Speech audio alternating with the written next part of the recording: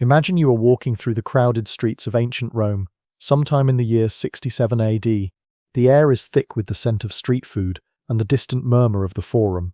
Suddenly, a hush falls over the crowd. The imperial procession is approaching. You catch a glimpse of the emperor himself, Nero, and beside him his new wife, a stunning young woman, draped in silks and jewels. But as they pass, you hear the whispers that follow in their wake, because many in this city know the chilling truth. The person beside the most powerful man in the world was not born a woman. He was once a boy named Sporus, and what Nero did to him represents one of the most disturbing chapters in the annals of history. This is not simply a tale of Roman excess. It is the story of how absolute power can warp grief into a grotesque obsession, and how one human being was systematically reshaped into a living doll created to serve one man's broken fantasy.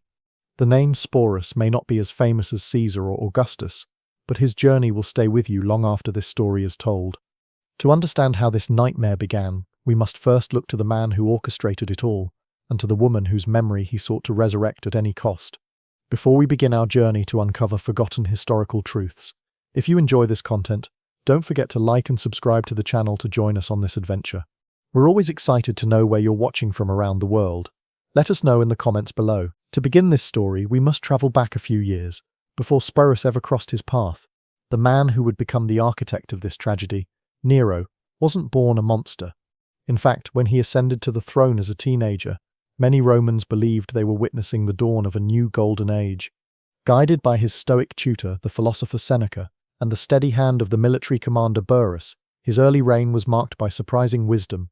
He reduced taxes, funded public works, and showed a clemency that stood in stark contrast to the paranoid emperors who came before him.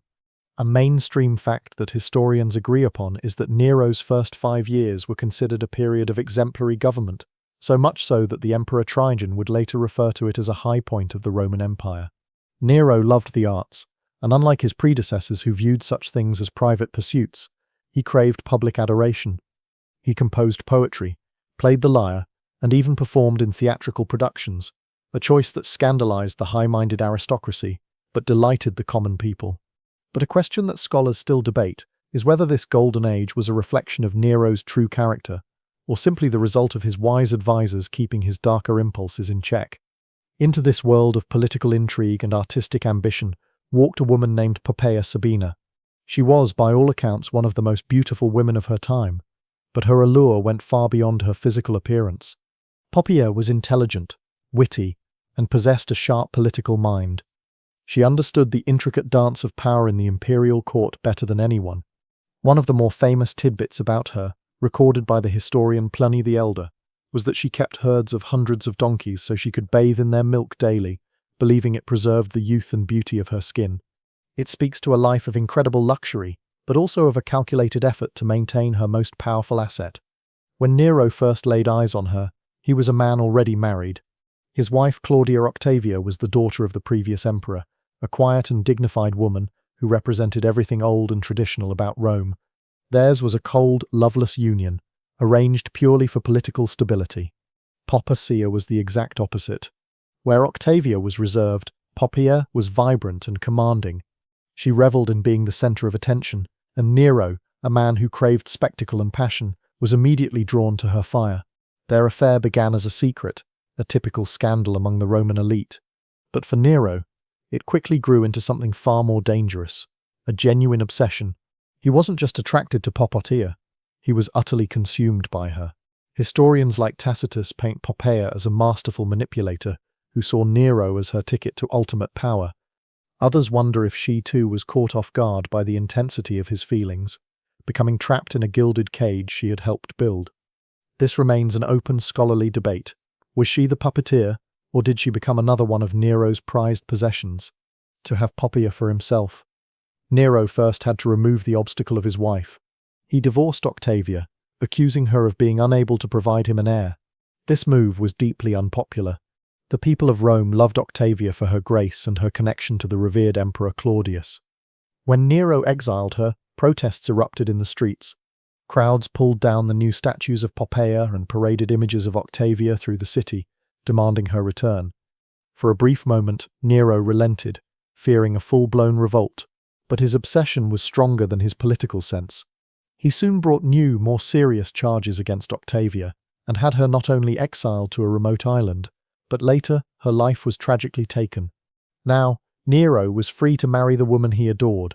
The wedding in 62 AD was a spectacle of unparalleled luxury. He lavished Poppaea with jewels from the farthest reaches of the empire, silks from China, and estates that could have funded a small army. He commissioned dozens of sculptures and portraits of her, filling his private chambers with her image so he would never have to look away. He saw her not as a partner, but as a perfect work of art. His possessiveness became legendary. He would fly into terrifying rages if he thought another man looked at Poppaea for a moment too long.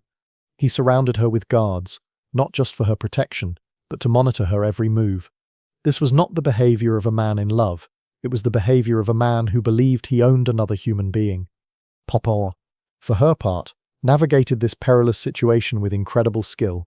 She used her influence to place her friends and family in positions of power, building a network of allies. She understood that Nero's affection was her greatest strength, but also her greatest vulnerability. Unlike everyone else in the palace who walked on eggshells around the emperor, Poppaea wasn't afraid to challenge him. She would argue with him over policy, critique his poetry, and even mock his chariot racing. Perhaps she believed her hold on him was absolute, or perhaps she underestimated how fragile the mind of a man with absolute power could be. For a few years they ruled the Roman world together, a glamorous and powerful couple at the very center of civilization. But their dynamic, built on a foundation of obsession and control, was a tragedy waiting to happen. A storm was gathering within the emperor's soul, and it was about to break. By the year 65 AD, Poppaea was pregnant with what would have been their second child, further cementing her position at the heart of the empire. From the outside, their power seemed absolute, but within the palace walls, the relationship built on such intense passion was beginning to show cracks. The details of what happened on that fateful day vary depending on which ancient historian you read, but the devastating outcome remains the same. The consensus among mainstream historians is that Poppaea's life was taken not by illness or intrigue, but as a result of the emperor's own violent temper during a domestic argument. The historian Tacitus, our most detailed source for this period, suggests the argument escalated when Poppaea dared to criticize Nero's priorities.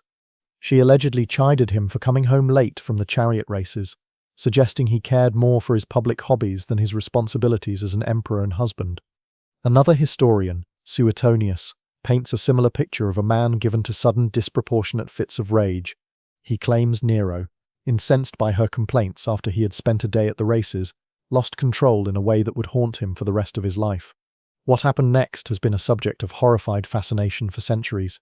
In a fit of uncontrollable anger, Nero acted out toward his pregnant wife. The intense impact resulted in serious internal injuries and ultimately led to her passing.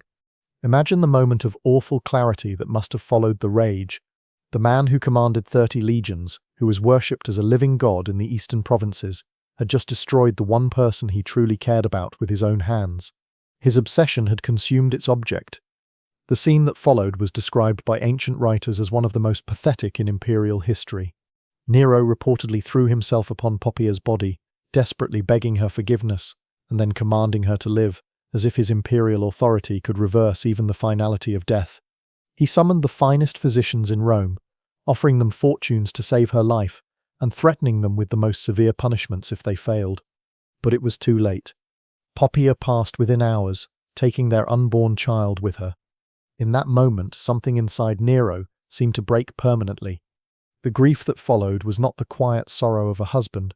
It was a grandiose, public spectacle that consumed the entire empire. He refused to have Poppaea's body cremated according to Roman tradition. This is a curious and telling detail. Cremation was the standard rite for the Roman elite, a way to release the soul. Instead, Nero ordered her body to be embalmed with a fortune's worth of imported spices, a practice more common in Pharaonic Egypt. He couldn't bear the thought of her turning to ash. He needed her to remain, even as a lifeless form. He then delivered a soaring eulogy at her state funeral, weeping as he praised her beauty and her divinity. He officially had her deified, declaring her diva Poppaea, a goddess to be worshipped. A temple was built, and a new religious cult was established in her honor. Yet historians continue to debate the truth behind this monumental display of grief. Was this the genuine soul-crushing anguish of a man who had lost everything? Or was it an elaborate theatrical performance designed to deflect guilt and prove to the world just how much he had adored the wife whose end he had caused? We may never know for sure. The imperial court was forced to adapt to the emperor's new, broken reality. Courtiers were expected to participate in the fiction that Poppaea was somehow still present. They spoke of her in the present tense and were instructed to leave her favourite seat empty at banquets. To suggest that the emperor should move on was to risk immediate exile, or worse. Nero's private delusion had become state policy. He spent his days in the mausoleum, talking to her embalmed body as if she could still hear him, a man lost in a conversation with a ghost.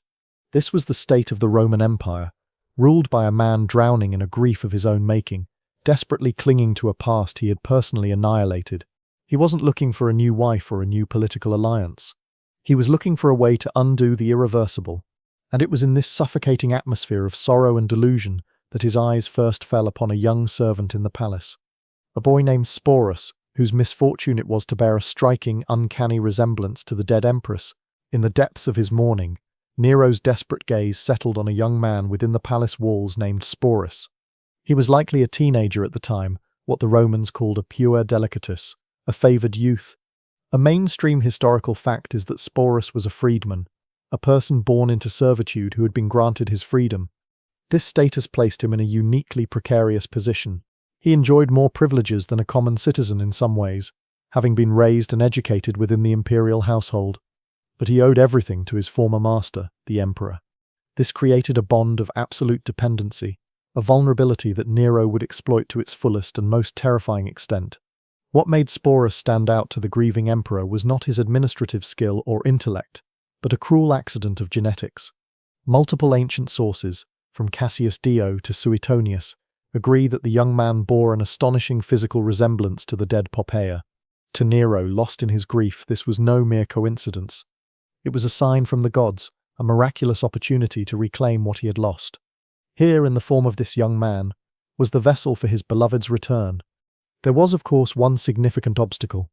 Sporus was male, but for a man who had declared himself a living deity, who had spent months in conversation with a corpse, the laws of nature were merely suggestions. What happened next was not an act of passion, but a cold, calculated procedure. Nero summoned the most skilled physicians in Rome, not to heal, but to alter. He gave them an order that must have chilled them to the bone, to perform a surgical procedure on Sporus, with the explicit goal of making him appear more feminine. This bodily transformation process was extremely dangerous and life-threatening. The procedure itself would have been an agonizing ordeal, carried out with primitive instruments and only crude substances like opium poppies or wine to dull the immense pain. Sporus would have faced a high risk of perishing from blood loss or infection in the weeks that followed. Surviving the surgery was only the beginning of the nightmare.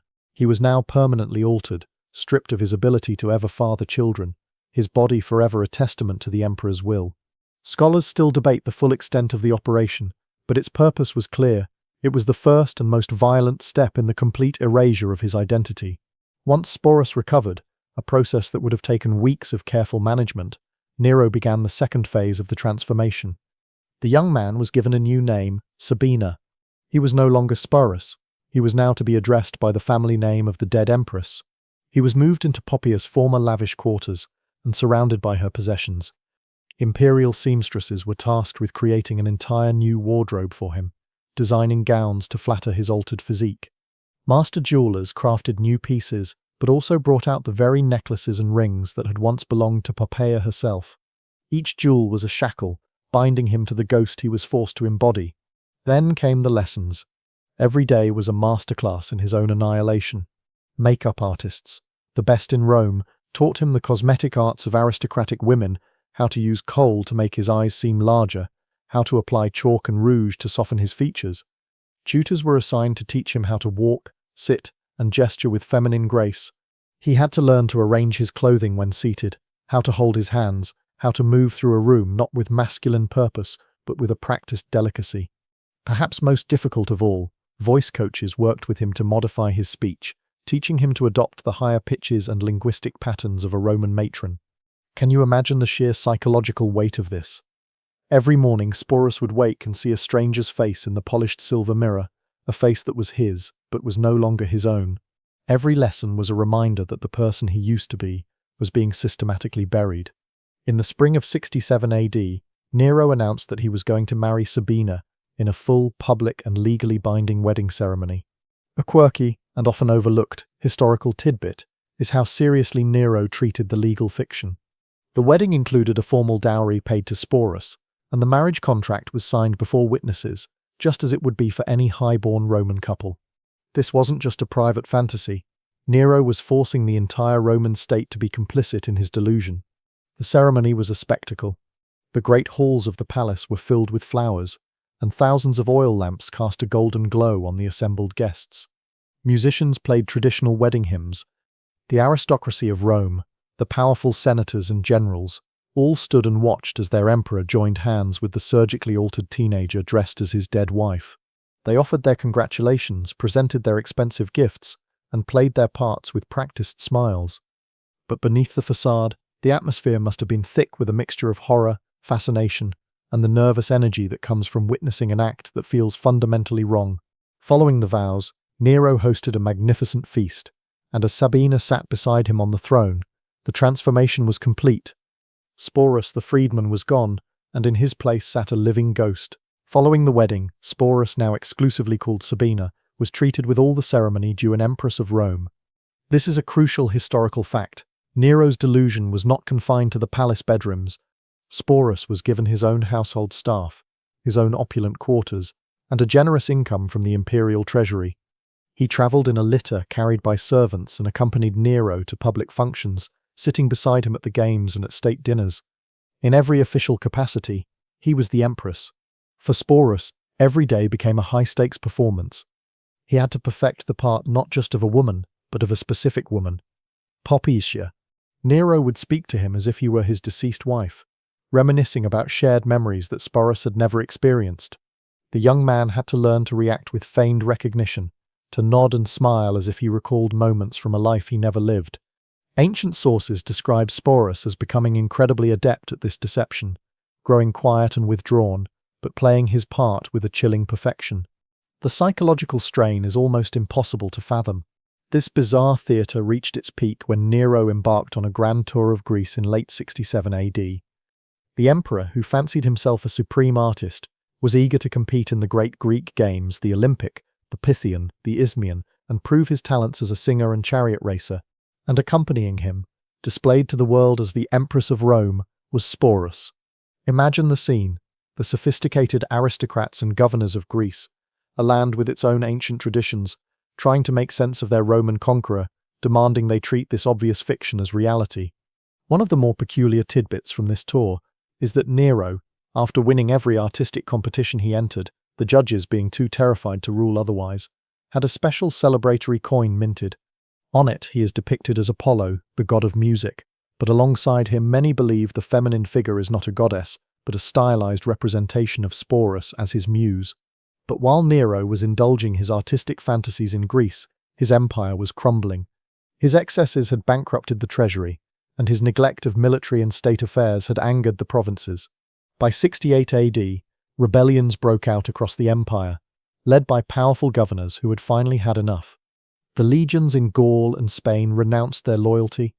Soon, the Praetorian Guard in Rome itself, the emperor's own bodyguards, declared their opposition, and the Senate, feeling empowered, condemned Nero as an enemy of the state.